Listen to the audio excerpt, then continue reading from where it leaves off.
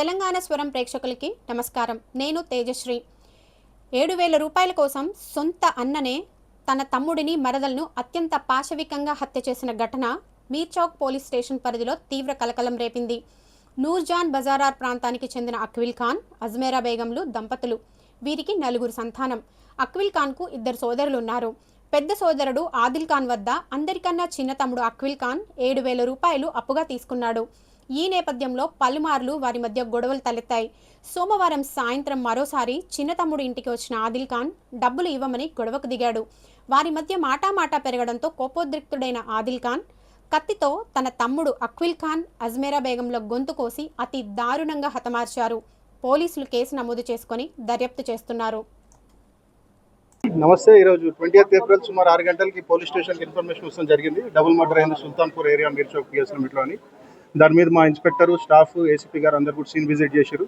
Diseased పేరు Akhil and అజ్మీరాగా తెలుస్తూ ఉంది. మా క్రైమ్ టీమ్, క్లూస్ టీమ్ అని కూడా డిప్లాయ్ చేసినాము. ఇన్వెస్టిగేషన్ అనేది మొదలైంది. దీని మీద ఓన్ బ్రదర్ ఆదిల్ అనే అతని పైన సస్పెక్ట్ వ్యక్తం చేస్తూ ఉన్నారు. ఫర్దర్గా అప్రిహెండ్ చేసి బాడీ పిఎంకి తరలిస్తూ ఉన్నాము.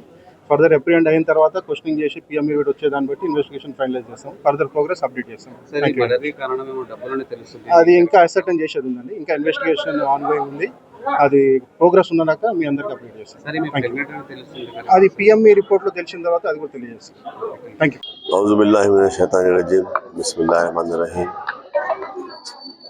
आज सुल्तानपुरे में नूरखां बाजार